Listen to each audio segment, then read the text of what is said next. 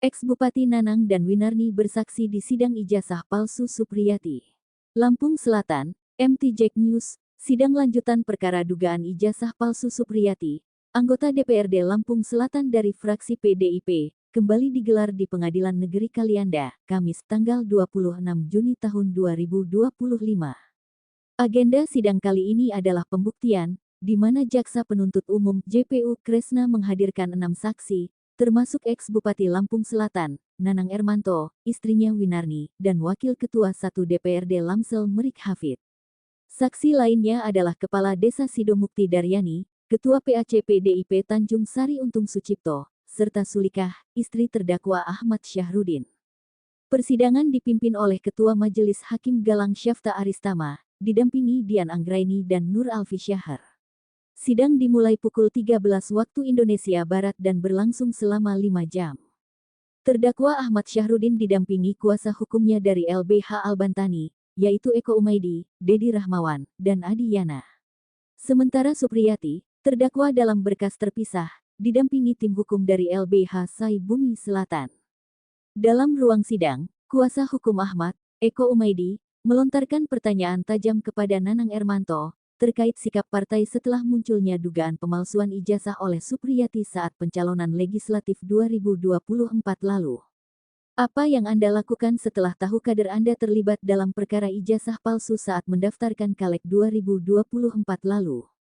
Tanya Eko di depan majelis hakim. Nanang menjawab dengan nada terbata-bata. Ia mengaku mengetahui kasus itu dari media, bukan laporan internal partai. Setelah saya tahu mencuat di media massa, saya langsung memanggil saudara Supriyati, mewanti-wanti agar mengundurkan diri. Namun yang bersangkutan malah nangis terus, ujarnya. Kuasa hukum juga menanyakan dugaan perintah Nanang kepada Merik Hafid untuk membantu proses pembuatan ijazah paket C untuk Supriyati. Saya tak pernah perintahkan Merik. Sekarang dia akan duduk di DPRD dan mantan ketua BBHAR, tegas Nanang. Hal senada diungkapkan Winarni, istri Nanang. Ia menolak anggapan bahwa dirinya memerintahkan Merik Hafid membantu proses penerbitan ijazah bagi Supriyati.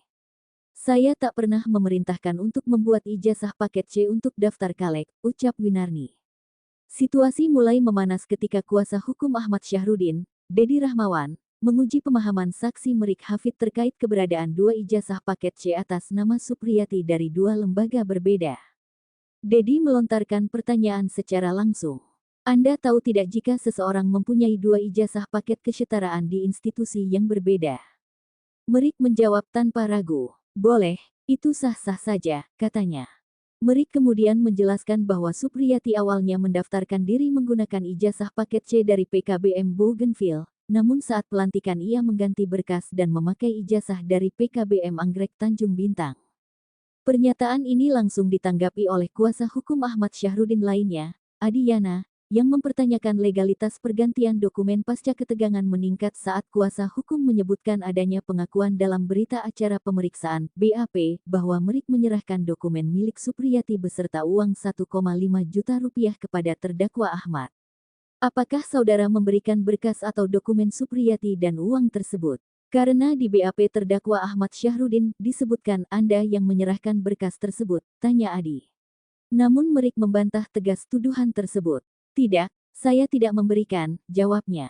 Sidang akan kembali dilanjutkan pada Kamis, tanggal 3 Juli tahun 2025, dengan agenda lanjutan pembuktian perkara dugaan ijazah palsu Supriyati dan Ahmad Syahrudin. Redaksi.